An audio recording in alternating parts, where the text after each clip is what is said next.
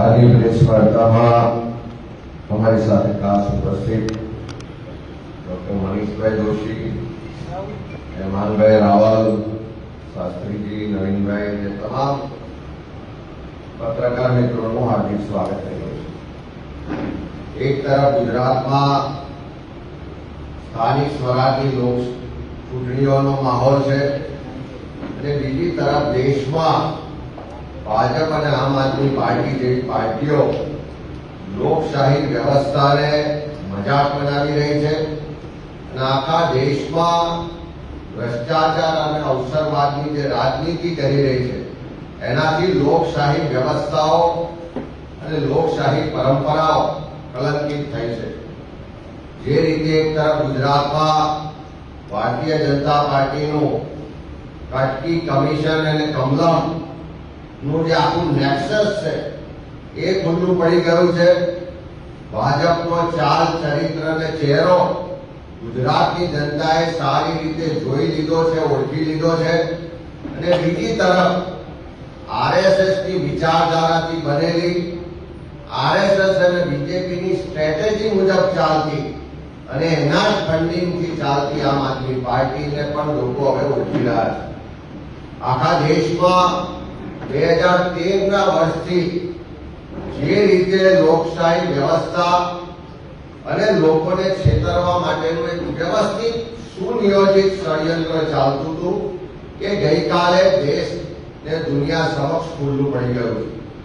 Bharatiya Janata party અને આમ આદમી party ક્યારેય એકબીજાના વિરોધી હતા જ નહીં, ફક્ત દેશ ને દુનિયા સમક્ષ विरोधी होवानुं नाटक करता था अने देशना लोकोने चेतरता था। गई कालनी घटनाथी आपणो इतिहास जोईए तो 13 वर्ष सुधी जे जूठाणा चाल्या, जे लोकोने छेतरवा माटेनुं एक सुनियोजित षडयंत्र चालतुं हतुं, एना परथी પડદો ઉઠી ગયો। देश अने दुनियाए जोई लीधुं त्यारे गुजरातना लोको आघातनी लागणी साथे आखी જે ઘટના છે એને જોઈ રહ્યા છે। અને એટલા જ માટે જ્યારે આખી ઘટનાના ઊંડાણમાં જઈએ તો આખી જે ષડયંત્રનું જે સુનિયોજિત પ્લાનિંગ હતું એને આપણે જાણી શકીશું। 2013 માં જ્યારે ઇન્ડિયા અગેન્સ્ટ કરપ્શન મૂવમેન્ટની શરૂઆત થઈ, આ આખી મૂવમેન્ટ એ આરએસએસ અને બીજેપીનું બ્રેઇન ચાઇલ્ડ હતું। અને એના અંતર્ગત જ અન્ના હજારેજીને प्रोजेक्ट करवामां आया। પડદા પાછળ કોણ લોકો હતા, શું એજન્ડો હતો, કેવી રીતની આગળની રણનીતિ હતી, એ આખું પ્લાનિંગ આરએસએસનું હતું। આખા દેશમાં કોંગ્રેસને સત્તા પરથી દૂર કરવા માટેનું એક આખું પ્લાનિંગ કરવામાં આવ્યું। અને એ જ રીતે આપનો જન્મ આરએસએસ બીજેપીની વિચારધારાથી એના પ્લાનિંગથી થયો। 2013 થી જે મૂવમેન્ટ ઉભી કરવામાં આવી અને આપનો જન્મ એ મૂવમેન્ટના આધારે થયો। અને જે રીતે આખા દેશમાં કોંગ્રેસના મત તોડવા માટેનું ષડયંત્ર ગોઠવાયું અને એના ભાગ સ્વરૂપ આમ આદમી પાર્ટીને પાછળ બેકશીટથી ભારતીય જનતા પાર્ટીને આરએસએસે ચલાવ્યો। ગઈકાલે જે રીતે જોયું કે રાજ્યસભાના આમ આદમી પાર્ટીના 10માંથી 7 एमपीओ એટલે કે 2/3 મેજોરિટી પત્ર લખી અને પાર્ટી છોડી હોત તો બરોબર છે, પણ પત્ર લખી અને 2/3 મેજોરિટી એમપીઓ ભારતીય जनता પાર્ટીમાં મર્જ થવાની જાહેરાત કરે છે। એ આખા દેશ માટે, દેશના લોકો માટે આઘાતજનક ઘટના હતી। પણ ઊંડાણમાં જોઈએ तो कोई आजकल की घटना नहीं, पर पहले थी रचायेलुं जे व्यवस्थित षडयंत्र हतुं एना भाग स्वरूप आ कार्यवाही थई रही छे। ए ज रीते गुजरातमां पण तमे जोओ के भरूचना सांसद खुलेआम स्टेटमेंट करी रह्या छे के थोड़ा समयमां एक सिटिंग एमएलए ए आम आदमी पार्टी छोड़ीने भारतीय जनता पार्टीमां जोडावाना छे एवुं जाहेरमां मनसुख वसावा कर्या। सौराष्ट्र भाजपा नेता जाहिर में भाषण कर रहा है कि तमे आपना लोकोने जीताड़शो તો થોડા દિવસમાં એ ભારતીય જનતા પાર્ટીમાં જોડાઈ જવાના છે, એમાં કોઈ શંકાને સ્થાન નથી. એટલે ભારતીય જનતા પાર્ટી હવે ખુલ્લેઆમ કહી રહી છે કે આમ આદમી પાર્ટીના લોકો એ અમારા જ લોકો છે અને આવનારા દિવસોમાં અમારી સાથે જોડાવાના. એટલે ભાજપ આખી જે રણનીતિ મુજબ ચાલી રહી છે કે આખા દેશમાં જે રાહુલ ગાંધીજી કોંગ્રેસનું વર્ચસ્વ વધતું જાય છે, લોકો ભાજપથી વિરોધ થતા જાય છે. 2029માં દેશમાં સરકાર બદલાવાનું સુનિશ્ચિત છે. ભાજપને હારનો ડર લાગે છે કે એમના જે બચ્ચાઓ હતા એને પાછા ફરી એમની પાર્ટીમાં જોડી રહ્યા છે અને લોકો છેતરાઈ રહ્યા છે. કોંગ્રેસ પાર્ટીએ છેલ્લા 12 વર્ષથી સતત કીધું કે આમ આદમી પાર્ટીએ ભાજપ આરએસએસ નું બચ્ચું છે, ભાજપની બી ટીમ છે. કોંગ્રેસના મત તોડવાની રણનીતિના ભાગરૂપે ગુજરાતમાં એને લોન્ચ કરવામાં આવી છે. 2013 થી તો લોકો ભ્રમિત હતા, પણ 2022ની ચૂંટણીમાં લોકોને સ્પષ્ટ ખ્યાલ આવ્યો કે આમ આદમી પાર્ટીએ ભાજપની બી ટીમ છે. સરકાર વિરોધના જે મત છે, એન્ટી ઇન્કમ્બન્સીના જે મત છે, એને તોડવા માટેનું એક આ વ્યવસ્થિત પ્લાનિંગથી એને સપોર્ટ થઈ રહ્યો.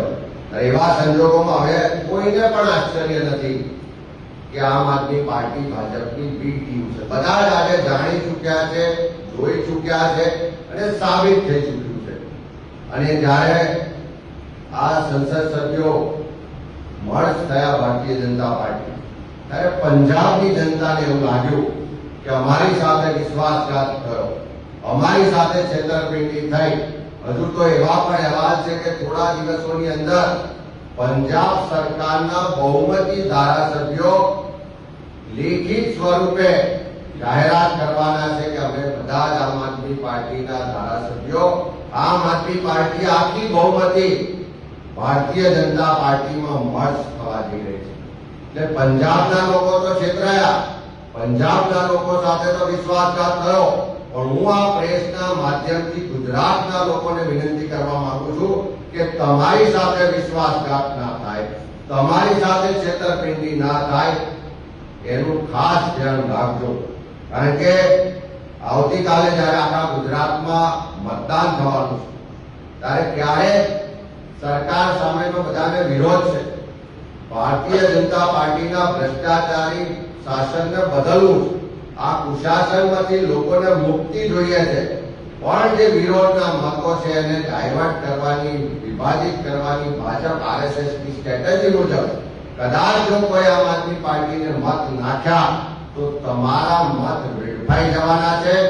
જે વિશ્વાસઘાત છેતરપિંડી પંજાબના લોકો સાથે થઈ, એવી છેતરપિંડી વિશ્વાસઘાત ગુજરાતના લોકો સાથે ના થાય, એની વિશેષ કાળજી ગુજરાતના લોકો રાખે એવી વિનંતી પણ કરીએ છીએ. જ્યારે આપણા ગુજરાતમાં પરિવર્તનનો શંખનાદ થઈ ચૂક્યો હોય, ગુજરાતના મતદારો પરિવર્તન માટે મતદાન કરવાનો સંકલ્પ લઈ ચૂક્યા હોય, ત્યારે પરિવર્તનનો સંકલ્પને કોંગ્રેસ જ વિકલ્પ, એકમાત્ર કોંગ્રેસ પાર્ટી છે જે ગુજરાતના લોકોના હક અધિકાર માટે હંમેશા લડી છે. ગુજરાતમાંથી આ ભ્રષ્ટ શાસનને દૂર કરવા માટે હંમેશા અવાજ ઉઠાવ્યો છે.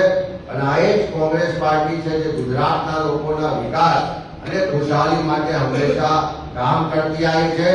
ગાંધી, નહેરુ અને સરદારની આ કોંગ્રેસ પાર્ટી એકમાત્ર ગુજરાતનો વિકલ્પ છે. એ વાત આજે લોકો સમક્ષ પ્રસ્થાપિત થઈ ચૂકી છે.